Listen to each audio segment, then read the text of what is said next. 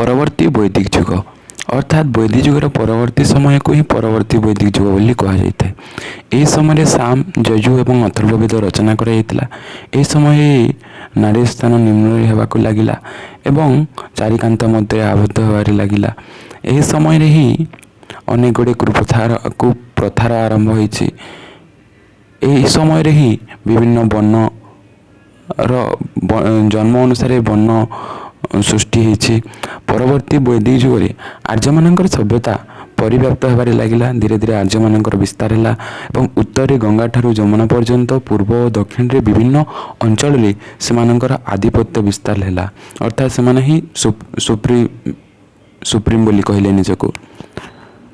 ପ୍ରତ୍ନତାତ୍ତ୍ୱିକ ଧ୍ୱଂସାବଶେଷରୁ ଖ୍ରୀଷ୍ଟପୂର୍ବ 1000-600 ସମୟର ଧୂସର ରଙ୍ଗ ଚିତ୍ରିତ ମାଟିପାତ୍ର ବିଭିନ୍ନ ସ୍ଥାନରୁ ଆମେ ଦେଖିବାକୁ ପାଉ। ଧୂସର ରଙ୍ଗର ମାଟିପାତ୍ର ଦେଖିବାକୁ ପାଉ। ଋଗ୍ବେଦ ପରେ ଅନ୍ୟ 3ଟି ବେଦ ଯେପରି ସାମ, ଯଜୁ ଏବଂ ଅଥର୍ବବେଦ, ତମର ଏ ବର୍ଷ ମଧ୍ୟ କ୍ୱେଶ୍ଚିନ୍ ଆସିଥିଲା 2024ରେ ଯେ କେତୋଟି ବେଦ, 4ଟି ବେଦ ବୋଲି ପଚାରିଥିଲା। ଋକ୍, ସାମ, ଯଜୁ, ଅଥର୍ବ ଲେଖିଦେବ ହେଲା।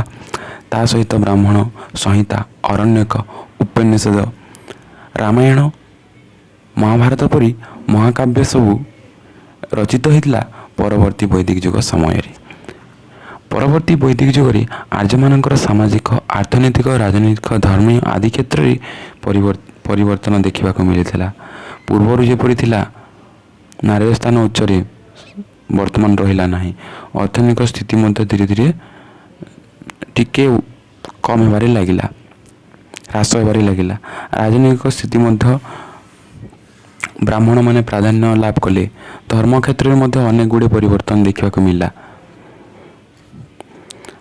ସାମାଜିକ ଜୀବନର ସର୍ବପ୍ରଥମେ ଆମେ ଦେଖିପାରିବା ଜାତି ପ୍ରଥା।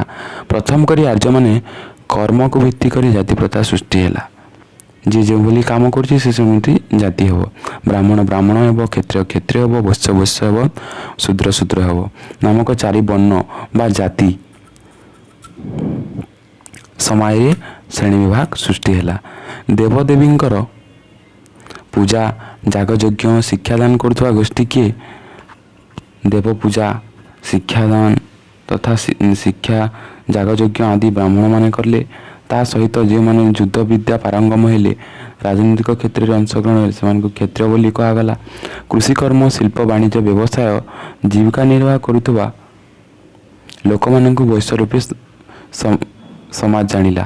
ଉପରୋକ୍ତ 3 ଶ୍ରେଣୀର ଲୋକଙ୍କୁ ବିଭିନ୍ନ କର୍ମରେ ଯେଉଁଠାରେ କି ସହାୟତା କଲେ, ସେମାନଙ୍କ ସେବାରେ ନିଜକୁ ନିୟୋଜିତ କଲେ, ସେମାନଙ୍କୁ ଶୂଦ୍ର ବୋଲି କୁହାଗଲା। କାଳକ୍ରମେ ଏହି ଜାତି ପ୍ରଥା ଏପରି ଅବସ୍ଥା ପହଞ୍ଚିଲା ଯେ ନିଜର ଗୁଣ, ଦକ୍ଷତା ଅନୁସାରେ ବୃତ୍ତି ପରିବର୍ତ୍ତନ ଆଉ ସହଜରେ ହୋଇପାରିଲା ନାହିଁ। ତାହା ବଂଶାନୁକ୍ରମିକ ହୋଇଗଲା। ଜଣେ କ୍ଷତ୍ରିୟର ସନ୍ତାନ ଯେତେ ଜ୍ଞାନୀ, ଗୁଣୀ, ପଣ୍ଡିତ ହେଲେ ମଧ୍ୟ ସେ କେବେ ମଧ୍ୟ ବ୍ରାହ୍ମଣ ହୋଇପାରିବ ନାହିଁ। ବ୍ରାହ୍ମଣ ଓ କ୍ଷତ୍ରିୟମାନେ ନିଜକୁ ଉଚ୍ଚବର୍ଗ ଅଧିକାରୀ ବୋଲି ଦାବି କରି ସମସ୍ତ ସୁଖ ସୁବିଧା ସର୍ବଦା ଉପଭୋଗ କରୁଥିଲେ। ଶୂଦ୍ରମାନେ ଉଚ୍ଚ ଜାତିର ସମସ୍ତ ସେବା କଲେ ମଧ୍ୟ ସମାଜରେ ସେମାନେ ବଞ୍ଚିତ କରି ରଖାଗଲା। ଶିକ୍ଷା ମଧ୍ୟ ତାଙ୍କୁ ଦିଆଗଲା ନାହିଁ। ସମୟକ୍ରମେ ବିଭିନ୍ନ ବୃତ୍ତି ଅବଲମ୍ବନରେ ବର୍ଣ୍ଣଗୁଡ଼ିକ ବିଭାଜିତ ହୋଇ କମାର, ବଢ଼େଇ, ବଣିଆ, ଧୀବର, ମୋଚି ଆଦି ଜାତି ରୂପାନ୍ତରିତ ହେଲା। ତ ସମୟକ୍ରମେ ଏହି ବର୍ଣ୍ଣଗୁଡ଼ିକ ବିଭାଜିତ ହୋଇ କିଏ କମାର ହେଲା, କିଏ ବଢ଼େଇ ହେଲା, କିଏ ଧୀବର ହେଲା, କିଏ ବଣିଆ ହେଲା, କିଏ ମୋଚି ହେଲା, ବିଭିନ୍ନ ଜାତିରେ ପରିବର୍ତ୍ତନ ହୋଇଯାଇଛି। ସମାନ ବର୍ଣ୍ଣ ମଧ୍ୟରେ ବିବାହ ଉପରେ ଗୁରୁତ୍ୱ ଦିଆଗଲା। ବର୍ତ୍ତମାନ ତମେମାନେ ଦେଖିଥିବ ଯେ ଗୋଟିଏ ଜାତିର ଲୋକ ଅନ୍ୟ ଜାତିର ଲୋକକୁ ଝିଅ ଦିଏ ନାହିଁ, ତା ନିଜ ଜାତି ମଧ୍ୟରେ ଦେଇଥାଏ।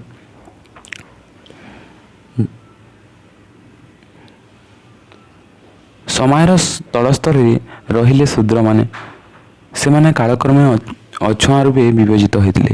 ତ ସମସ୍ତଙ୍କର ତଳରେ କିଏ ଥିଲେ ନା ଶୂଦ୍ରମାନେ, ଯିଏକି ସମସ୍ତଙ୍କର ସେବା କରୁଥିଲେ। ସେମାନେ କାଳକ୍ରମେ ଅଛୁଆଁ ଭାବରେ ବିବେଚିତ ହେଲେ, ଯାହାକୁ ଆମେ ବର୍ତ୍ତମାନ ମଧ୍ୟ ସମାଜରେ ଦେଖିଥିବ ତମେମାନେ ଅଛୁଆଁର ପ୍ରଚଳନ, ବିଶେଷତଃ ଗାଁରେ। ସହରରେ ତ ଆଉ ନାହିଁ ସେତେ।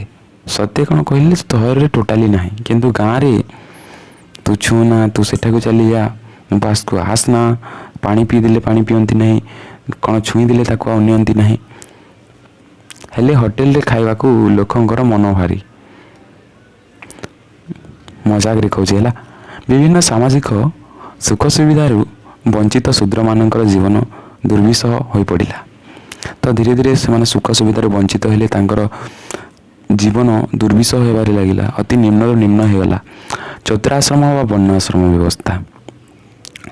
ଜୀବନକୁ ନୀତିମୟ କରିବା ପାଇଁ ଆର୍ଯ୍ୟମାନେ କ'ଣ କଲେ? ନିଜ ଜୀବନକୁ 4ଟି ଆଶ୍ରମରେ ଭାଗ କରିଦେଲେ। ବ ଗ ବସ, ତୁମେମାନେ ମନେ ରଖିପାରିବ ବ ଗ ବସ ହିସାବରେ ହେଲା। ବରେ ବ୍ରାହ୍ମଣ, ବ୍ରହ୍ମଚର୍ଯ୍ୟ, ଗରେ ଗାର୍ଗିସ୍ଥ, ବରେ ବାନପ୍ରସ୍ଥ, ସରେ ସନ୍ନ୍ୟାସ, ବ ଗ ବସ ହେଲା। ମନେ ରହିଯିବ। ତୁମମାନଙ୍କର କ୍ୱେଶ୍ଚିନ୍ ତ ଆସୁଛି, ସେଥିପାଇଁ ତୁମମାନଙ୍କୁ କହିଲି ଯେ ବ ଗ ବସ ମନେ ରଖିଦେବ ହେଲା। ମଣିଷ ଜୀବନରେ ସମଗ୍ର 4ଟି ହେଲା ବ୍ରହ୍ମଚର୍ଯ୍ୟ, ଗାର୍ହସ୍ଥ, ବାନପ୍ରସ୍ଥ ଏବଂ ସନ୍ନ୍ୟାସ। ବ୍ରତୋପନୟନ ପରେ କ'ଣ ହେଲା ନା ଗୁରୁକୁଳରେ ସେମାନେ ବିଦ୍ୟାୟନ କଲେ। ତୁମେମାନେ ବ୍ରାହ୍ମଣ ସମୟରେ ଦେଖିଥିବ ଯେ ସେମାନଙ୍କର ବ୍ରତୋପନୟନ କରାଯାଏ। ସେମାନେ ଦେଖିଥିବ ନା, କମେଣ୍ଟ ସେକ୍ସନରେ ଜଣାଅ। ଯିଏ ଜାଣିନାହଁ ମୁଁ ତାଙ୍କୁ ଭିଡ଼ିଓ ପର୍ସନାଲି ସେଣ୍ଡ କରିବି ହେଲା। ବ୍ରତୋପନୟନ ପରେ ଗୁରୁକୁଳ ସମୟରେ ବିଦ୍ୟା ଆୟୋଜନ କରାଯାଇଥିଲା। ଏହି ସମୟରେ ବ୍ରହ୍ମଚର୍ଯ୍ୟ ବ୍ରତ ମଧ୍ୟ ପାଳନ କରିବାକୁ ପଡ଼ିଥିଲା, ଅର୍ଥାତ୍ ଆତ୍ମସଂଯମ ରକ୍ଷା। ସଂଯମତା ହାସଲ କରି ବିଦ୍ୟା ଲାଭ କରିବା ଥିଲା ଶିଷ୍ୟର ମୁଖ୍ୟ କର୍ତ୍ତବ୍ୟ। କଣ୍ଟ୍ରୋଲ କରିବ, ନହେଲେ ବର୍ତ୍ତମାନର ପିଲାମାନେ ଯେପରି କଣ୍ଟ୍ରୋଲ କରୁଛନ୍ତି ନା, ଏପଟ ସେପଟ ସେପଟ ଏପଟ କଦମ୍ବ ମୂଳ। ତାହା ଥିଲା ପ୍ରଥମ ଆଶ୍ରମ ବ୍ରହ୍ମଚର୍ଯ୍ୟ। ଗୁରୁଗୃହରେ ସଫଳତାର ସହିତ ଶିକ୍ଷା ଲାଭ କରିବା ପରେ ଜଣେ ଆର୍ଯ୍ୟ ସନ୍ତାନର ଗାର୍ହସ୍ଥ ଜୀବନ ଆରମ୍ଭ ହେଉଥିଲା। ତ ବ୍ରହ୍ମଚର୍ଯ୍ୟ ପରେ ତା'ର ଗାର୍ହସ୍ଥ ଜୀବନ। ବିବାହ କରିବା ପରେ ଆଦର୍ଶ ପାରିବାରିକ ଜୀବନ କଟାଇବା ଥିଲା ଗାର୍ହସ୍ଥ ଜୀବନର ମୂଳ ଲକ୍ଷ୍ୟ। ତ ସେ ବିବାହ କରିବ, ତାପରେ ତା'ର ପରିବାରକୁ ସମ୍ଭାଳିବ। ପରିବାର ଜୀବନ ସଫଳତାର ସହିତ ଅତିବାହିତ କରି ସାରିଲା ପରେ ପୁଣି ଗୋଟିଏ ଷ୍ଟେଜ୍ ତା'ର ଆସିଯିବ, ତାହା ହେଲା ବାନପ୍ରସ୍ଥ। ଏହି ସମୟରେ କ'ଣ ହୁଏ ନା, ବ୍ୟକ୍ତି ଗୃହ ସାଂସାରିକ ବନ୍ଧନରୁ ଟିକେ ଦୂରେଇ ରହିବା ପାଇଁ ଚେଷ୍ଟା କରେ। ତାପରେ କ'ଣ କରେ ନା, ସାଂସାରିକ କର୍ମରୁ ଅବସର ନେବାର ସମୟ ଆସିଯାଏ। ଜୀବନର ଶେଷ ଭାଗରେ ସଂସାରର ସମସ୍ତ ମୋହମାୟା ତ୍ୟାଗ କରି ତପସ୍ୟା କରିବାକୁ ସେ ସନ୍ନ୍ୟାସ ଆଶ୍ରମ କୁହାଯାଏ। ଏହା ଲେଖିବ ହେଲା। ତୁମର ଚତୁରାଶ୍ରମ 2 ମାର୍କ ଏବଂ 3 ମାର୍କ ଆସୁଛି। ତୁମମାନଙ୍କୁ ବାରମ୍ବାର କହି ମଥା। ଆର୍ଯ୍ୟମାନଙ୍କର ଜୀବନକୁ ନୀତି ନିୟମ ଓ ଆଦର୍ଶ କରିବାକୁ ଏ ପ୍ରକାର ବର୍ଣ୍ଣାଶ୍ରମ ବା ଚତୁରାଶ୍ରମ ବ୍ୟବସ୍ଥା କରାଯାଇଥିଲା। ତାପରେ ଆସିଲା ଶିକ୍ଷା ବ୍ୟବସ୍ଥା। ତ ପରବର୍ତ୍ତୀ ବୈଦିକ ଯୁଗରେ ଶିକ୍ଷା ବ୍ୟବସ୍ଥା ଅଧିକ ଅଶୃଙ୍ଖଳ ବ୍ୟବସ୍ଥିତ ଥିଲା। ଉପନୟନ ପରେ ଛାତ୍ରମାନେ ଗୁରୁକୁଳ ଆଶ୍ରମରେ ରହି ବେଦ ହେଲା, ଉପନିଷଦ ହେଲା, ବ୍ୟାକରଣ ହେଲା, ସାହିତ୍ୟ ହେଲା, ଦର୍ଶନ ହେଲା, ସେମାନେ ସବୁକିଛି ଅଧ୍ୟୟନ କରିଦେଲେ ଆମେ କହିଲେ ଚଳିବ, କମ୍ ହେବ ନାହିଁ। କ୍ଷତ୍ରିୟ ସନ୍ତାନଙ୍କୁ ଯୁଦ୍ଧ ବିଦ୍ୟା ଶିକ୍ଷା, ରାଜ୍ୟ ଶାସନ ଶିକ୍ଷା ଆଦି ପ୍ରଦାନ କରାଯାଉଥିଲା। ଗୁରୁକୁଳ ଆଶ୍ରମର ଛାତ୍ରମାନେ କୃଷି ହେଲା, ଗୋପାଳନ ହେଲା, ଖାଲି ପାଠ ପଢ଼ା ନଥିଲା। ସେ ସମୟରେ ସବୁକିଛି ଜଣେ ବ୍ୟକ୍ତି ଯାହା ଶିଖିବା କଥା ତାକୁ ଶିଖାଯାଉଥିଲା। ଶାସ୍ତ୍ରଜ୍ଞାନ ସହିତ ଛାତ୍ରମାନଙ୍କୁ ଶାରୀରିକ ନୈତିକ ଶିକ୍ଷା ମଧ୍ୟ ଦିଆଯାଉଥିଲା। ବ୍ୟାୟାମ ଯେଉଁ କହୁଛେ ଆମେ, ମୋରାଲ କଥା ଯେଉଁ କହୁଛେ, ବର୍ତ୍ତମାନ ତ ଯେଉଁ ମୋରାଲ କଥା କହୁଛନ୍ତି ପିଲାମାନେ, ପାଟିକୁ ଆଉ ଯାଉନି। ଶିକ୍ଷା ସମାପ୍ତ ପରେ ଗୁରୁଙ୍କୁ ଦକ୍ଷିଣା ଦେବାର ବ୍ୟବସ୍ଥା ଥିଲା। ତୁମେମାନେ ପଢ଼ିଥିବ ପଞ୍ଚମ ଶ୍ରେଣୀରେ ଏଇ ଯେଉଁ ଗୁରୁ ଦକ୍ଷିଣା ସମ୍ପର୍କରେ ଗୋଟେ ଚାପ୍ଟରଟେ ଥିଲା। ମୋର ଫଟୋ ଚିତ୍ର ମନେ ପଡ଼ିଗଲା, ତୁମମାନଙ୍କୁ କହୁଛି ହେଲା। ତାପରେ ଆସିଲା ପରବର୍ତ୍ତୀ ବୈଦିକ ଯୁଗରେ ନାରୀର ସ୍ଥାନ। ଏହା ତୁମମାନଙ୍କର 2 ଥର କ୍ୱେଶ୍ଚିନ୍ ଆସିସାରିଛି ଯେ ନାରୀର ସ୍ଥାନ ଆଦି ହେଉ ନା ପର ହେଉ, ତାହା ତୁମମାନଙ୍କର ଗୋଟେ ଚାଲି ଆସୁଛି। ଏବଂ ନାରୀମାନଙ୍କର ନାମ ଟିକେ ଲେଖିଦେବା। ପରବର୍ତ୍ତୀ ବୈଦିକ ଯୁଗରେ ନାରୀମାନେ ସେମାନଙ୍କର ପୂର୍ବର ସ୍ୱାଧୀନତା ହରାଇଥିଲେ। ପୂର୍ବରୁ ଯେଭଳି ଫ୍ରିଡ଼ମ୍ ପାଇଥିଲେ, ବର୍ତ୍ତମାନ ଫ୍ରିଡ଼ମ୍ ପାଇଲେ ନାହିଁ। ସେମାନଙ୍କର ଫ୍ରିଡ଼ମ୍ ହରାଇବାକୁ ଲାଗିଲେ। କିନ୍ତୁ ବର୍ତ୍ତମାନର ନାରୀମାନେ ଶକ୍ତିଶ୍ରୀ କରିଦେଉଛି, 191 ବୋଲି ଦେଉଛନ୍ତି ହେଲା। ପୈତୃକ ସମ୍ପତ୍ତିରେ ନାରୀର ଅଧିକାର ଆଉ ରହିଲା ନାହିଁ। ସମାଜରେ ଏକାଧିକ ପତ୍ନୀ ଗ୍ରହଣ ପ୍ରଥା ଏକ ସାମାଜିକ କଳଙ୍କରେ ପରିଣତ ହେଲା। ଧନୀ ବ୍ୟକ୍ତି ଓ ଉଚ୍ଚ ଜାତିର ଲୋକମାନେ ବହୁ ପତ୍ନୀ ଗ୍ରହଣକୁ ଏକ ସାମାଜିକ ରୀତିରେ ପରିଣତ କରିଥିଲେ। ବୈଦିକ ଯୁଗ ପରେ ନାରୀମାନେ ଆଉ ପୁରୁଷମାନଙ୍କ ପରି ସମସ୍ତଙ୍କ ସାମାଜିକ କାର୍ଯ୍ୟକଳାପରେ ହସ୍ତକ୍ଷେପ କରିପାରିଲେ ନାହିଁ। ପୁରୁଷମାନଙ୍କ ମେଲ୍ ଡୋମିନେଟ୍ ସୋସାଇଟି ଯାହାକୁ ଆମେ କହୁଛେ, ପିତୃପ୍ରଧାନ ତ କହିପାରିବାନି, ପୁରୁଷ ପ୍ରଧାନ। ସଭା ସମିତିରେ ନାରୀମାନେ ଆଉ ମୁକ୍ତ ଭାବରେ ଅଂଶଗ୍ରହଣ କରିପାରିଲେ ନାହିଁ। ଏକାଧିକ ପତ୍ନୀ ଗ୍ରହଣ, ସତୀପ୍ରଥା, ବାଲ୍ୟବିବାହ, ଯୌତୁକ ପ୍ରଥା ବୋଲି ଅନେକ ଗୁଡ଼ିଏ କୁପ୍ରଥା ଦେଖିବାକୁ ମିଳିଲା, ଯାହା ଶୋଚନୀୟ ହୋଇପଡ଼ିଲା। ପର୍ଦ୍ଦା ପ୍ରଥାର ପ୍ରଚଳନ ଥିଲେ ବି ନାରୀମାନେ ଶିକ୍ଷା ଲାଭ କରିପାରୁଥିଲେ। ଉଚ୍ଚ ନିଚ ଜାତି ମଧ୍ୟରେ ବୈବାହିକ ସମ୍ପର୍କକୁ ବାରଣ କରାଗଲା। ବର୍ତ୍ତମାନ ମଧ୍ୟ ସମୟରେ ଆମେ ଦେଖୁଛେ ଏହି ଜିନିଷ ଗୁଡ଼ାକ। ଏଥିରେ ଗାର୍ଗୀ ମୈତ୍ରୀ ପରି ଜ୍ଞାନୀଗୁଣୀ ଥିଲେ। ଆଉ ଆଦି ବୈଦିକ ଯୁଗରେ କିଏ କିଏ ଥିଲେ ନା ଆପାଲା, ଲୋପା, ଘୋଷା, ବିଶ୍ୱବାରା ସେମାନେ ଥିଲେ। ଏହା ଟିକେ ମନେ ରଖିବ, ତୁମମାନଙ୍କ କ୍ୱେଶ୍ଚିନ୍ ଆସିଯାଉଛି ହେଲା। 2 ମାର୍କର କ୍ୱେଶ୍ଚିନ୍ଟି 2022 ନା 23ରେ ଆସିସାରିଛି। ତାପରେ ଆସିଲା ଅର୍ଥନୈତିକ ଜୀବନ। ପରବର୍ତ୍ତୀ ବୈଦିକ ଯୁଗରେ ଲୋକମାନଙ୍କର ଅର୍ଥନୈତିକ ଜୀବନ ବ୍ୟାପକ ସୁଦୃଢ଼ ହୋଇଥିଲା। ଜନସଂଖ୍ୟା ବୃଦ୍ଧି ତଥା ଆବଶ୍ୟକତାକୁ ଦୃଷ୍ଟିରେ ରଖି ଜୀବିକା ଅର୍ଜନର ମାର୍ଗ ମଧ୍ୟ ଦେଖାଯାଇଥିଲା। କୃଷି ଥିଲା ମୁଖ୍ୟ ଜୀବିକା।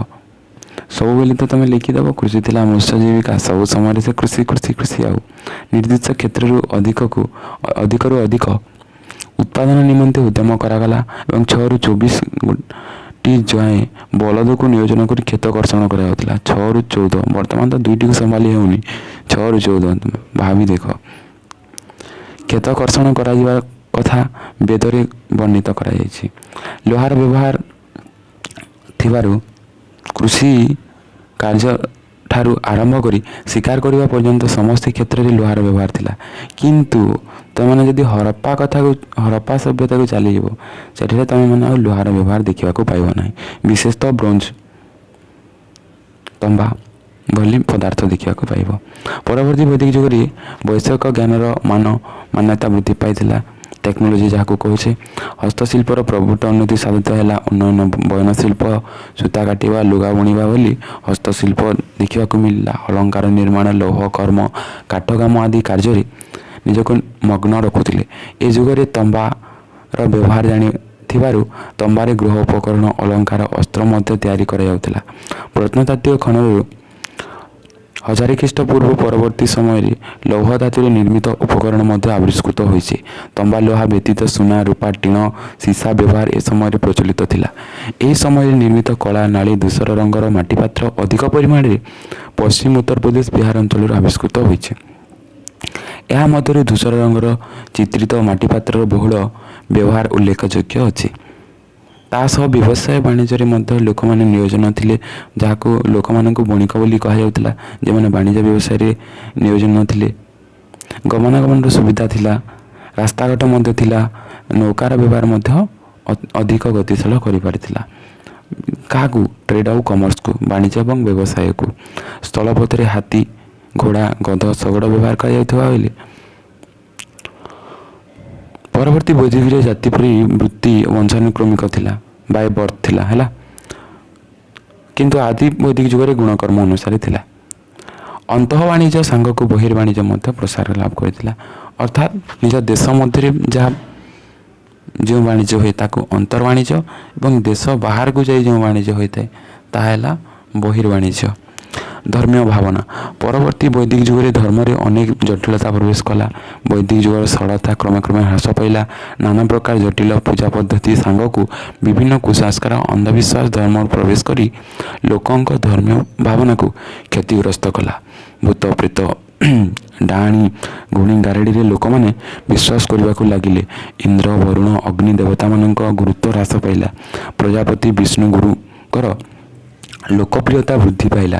ସୃଷ୍ଟିକର୍ତ୍ତା ରୂପେ ପ୍ରଜାପତି ପ୍ରତିଷ୍ଠା ଲାଭ କରିଥିଲେ। ସୃଷ୍ଟିକର୍ତ୍ତା କିଏ?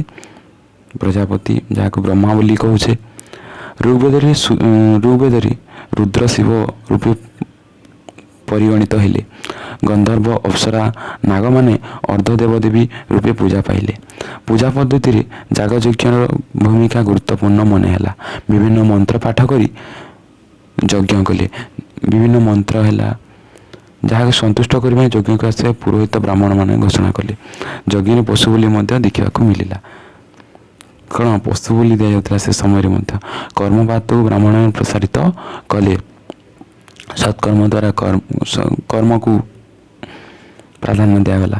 ମାୟା, ମୋହ, ମୁକ୍ତି, ଜନ୍ମାନ୍ତରବାଦ, ଆତ୍ମାର ପୁନର୍ଜନ୍ମ ଇତ୍ୟାଦି ଧାରଣା ଆର୍ଯ୍ୟମାନଙ୍କ ମନରେ ଗଭୀର ରେଖାପାତ କଲା। ଜୀବ ଓ ବ୍ରହ୍ମ ଏକ ଅଭିନ୍ନ। ଜୀବନର ସର୍ବଶ୍ରେଷ୍ଠ ଲକ୍ଷ୍ୟ ହେଉଛି ମୋକ୍ଷ ବା ବ୍ରହ୍ମ ପ୍ରାପ୍ତି, ଅଲ୍ଟିମେଟ୍ ପିକ୍। ଏହିସବୁ ଭାବନା ଆର୍ଯ୍ୟମାନଙ୍କ ମନରେ ସୁଦୃଢ଼ ହେଲା। ପରବର୍ତ୍ତୀ ବୈଦିକ ଯୁଗୀୟ ସମୟରେ ବ୍ରାହ୍ମଣମାନଙ୍କର ପ୍ରାଧାନ୍ୟ ବହୁ ଗୁଣରେ ବଢ଼ିବାକୁ ଲାଗିଲା। ତାପରେ ଆସିଲା ରାଜନୈତିକ ଅବସ୍ଥା। ପରବର୍ତ୍ତୀ ବୈଦିକ ଯୁଗରେ କ୍ଷୁଦ୍ର କ୍ଷୁଦ୍ର ରାଜ୍ୟମାନଙ୍କର ମିଶ୍ରଣ ଫଳରେ ନୂତନ ରାଜ୍ୟ ଅଧିକାର ଫଳରେ ବୃହତ୍ ରାଜ୍ୟଗୁଡ଼ିକର ସୃଷ୍ଟି ହେଲା। କୁରୁ, ପାଞ୍ଚାଳ, କାଶୀ କୋଶଳ ବିଦେହ ପରି ରାଜ୍ୟଗୁଡ଼ିକର ପ୍ରାଧାନ୍ୟ ଲାଭ କଲା। ରାଜାମାନଙ୍କର କ୍ଷମତା ପ୍ରତିପତ୍ତି ବହୁ ଗୁଣରେ ବୃଦ୍ଧି ପାଇଲା। ତାଙ୍କର ପାୱାରଟା ବୃଦ୍ଧି ହେବାରେ ଲାଗିଲା। କ୍ଷମତାଶାଳୀ ରାଜାମାନେ ସମ୍ରାଟ ରାଜାଧିରାଜ ସାର୍ବଭୌମ ଆଦି ଉପାଧି ଧାରଣ କଲେ। କ'ଣ କ'ଣ ନା ରାଜା ମାନେ ସମ୍ରାଟ ଏକରାଟ ରାଜାଧିରାଜ ସାର୍ବଭୌମ ଆଦି ଉପାଧି ଧାରଣ କଲେ। ନିଜର ପ୍ରଭୁତ୍ୱ ଓ କ୍ଷମତା ବିସ୍ତାର ପାଇଁ ସେମାନେ ବ୍ୟୟବହୁଳ ଅଶ୍ୱମେଧ ରାଜସ୍ୱ ବାଜପେୟ ଯଜ୍ଞ କରିବାକୁ ଲାଗିଲେ। ରାଜାର କ୍ଷମତା ପରେ ଅଙ୍କୁଶ ଲଗାଇବା ପ୍ରାଚୀନ ସଭା ସମିତିର ଗୁରୁତ୍ୱ ହ୍ରାସ ପାଇବାକୁ ଲାଗିଲା। ପୂର୍ବରୁ ଯେଭଳି ସଭା ସମିତି ଥିଲା ତାର ପାୱାରଟା ଥିଲା, ପରବର୍ତ୍ତୀ ସମୟରେ ଆଉ ସେଭଳି ପାୱାର ରହିଲା ନାହିଁ ବା କ୍ଷମତା ରହିଲା ନାହିଁ। ସାଧାରଣ ଲୋକଙ୍କ ପରିବର୍ତ୍ତେ ଧନୀ ଓ ସମ୍ଭ୍ରାନ୍ତ ଶ୍ରେଣୀର ଲୋକମାନେ ଶାସନ କ୍ଷେତ୍ରରେ ବହୁ ସ୍ଥାନ ଅଧିକାର କଲେ। ରାଜାକୁ ଶାସନ କ୍ଷେତ୍ରରେ ସାହାଯ୍ୟ କରିବା ପାଇଁ ବିଭିନ୍ନ ପ୍ରକାର ପଦପଦବୀ ସୃଷ୍ଟି ହୋଇଥିଲା ଏବଂ ପୁରୋହିତ ସେନାନୀ ଶାସନର ମୁଖ୍ୟ ଅଂଶଗ୍ରହଣ କରିଥିଲେ। ଏଥିରୁ ତୁମମାନଙ୍କର ଗୋଟେ କ୍ୱେଶ୍ଚନ୍ ଆସୁଛି, ସଂଗ୍ରହିତ୍ରୀ କିଏ ନା କୋଷାଧ୍ୟକ୍ଷ ସୂତ ସାରଥୀ ଅଟେ। କର ଆଦାୟକାରୀ କିଏ ନା ଭାଗଦୁଗ। ଉତ୍ସବର ମୁଖ୍ୟ କିଏ କ୍ଷେତ୍ରୀ। ପଶାଖେଳ ପରିଚାଳକ କିଏ ଆକାଶ ବାପ। ଗୌରୀ କୀର୍ତ୍ତନ ଶିକାର ପରିଚାଳକ। ଭାଗଦୁଗ ତୁମର କର ଆଦାୟକାରୀ ଟିକେ ପଡ଼ୁଛି ଏବଂ ସଂଗ୍ରହିତ୍ରୀ ଟିକେ ପଡ଼ୁଛି। ଏ ପ୍ରଥମ ଦୁଇଟି ମନେ ରଖିଦେବ ହେଲା ଟିକେ। ରାଜାମାନେ ଏବଂ ଆକାଶ ବାପ ମଧ୍ୟ ତୁମର ପଡ଼ିଛି ଗୌରୀ କୀର୍ତ୍ତନ କି ଶିକାର ପରିଚାଳକ।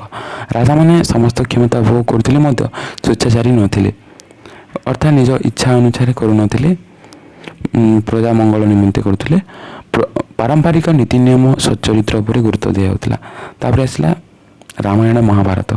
ପରବର୍ତ୍ତୀ ବୈଦିକ ଯୁଗରେ ରଚିତ ଦୁଇଟି ମହାକାବ୍ୟ ରାମାୟଣ ମହାଭାରତ। ରାମାୟଣ ବାଲ୍ମୀକି ଦ୍ୱାରା ରଚିତ ହୋଇଥିବା ବେଳେ ମହାଭାରତ ବ୍ୟାସ ଦ୍ୱାରା। ଏଥିରେ 7 କାଣ୍ଡ ଥିଲାବେଳେ ସେଥିରେ 18ଟି ପର୍ବ ରହିଛି। ଏଥିରେ ତୁମେମାନେ ଜାଣିଛ, ଆଉ ମୁଁ ବେଶୀ କିଛି କହିବାକୁ ଚେଷ୍ଟା କରିବିନି ମଧ୍ୟ, ତୁମେ ନିଜେ ପଢ଼ିପାରିବ। ରାମାୟଣ ମହାଭାରତ ନ ପଢ଼ିପାରିଲେ ତୁମେ କ'ଣ କରିବ କହ।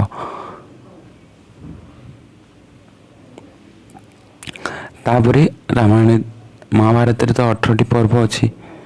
ଶ୍ରୀମଦ୍ ଭାଗବତ ଗୀତା ହେଲା ସବୁଥିରେ ଗୁରୁତ୍ୱପୂର୍ଣ୍ଣ।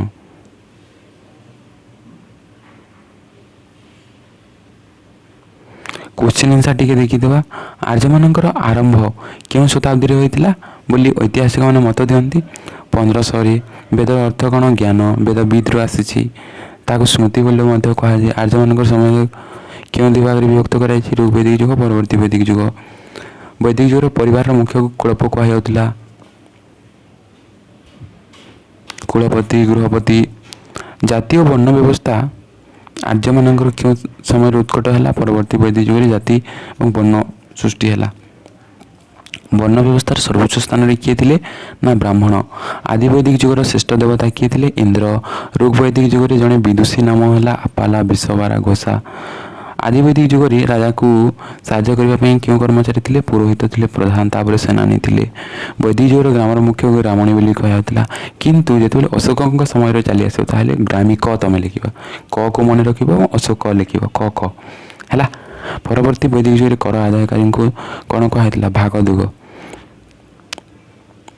କୋଷାଧ୍ୟକ୍ଷକୁ ସଂଗ୍ରହିତ୍ରୀ ବୋଲି କୁହାଯାଉଥିଲା ହେଲା।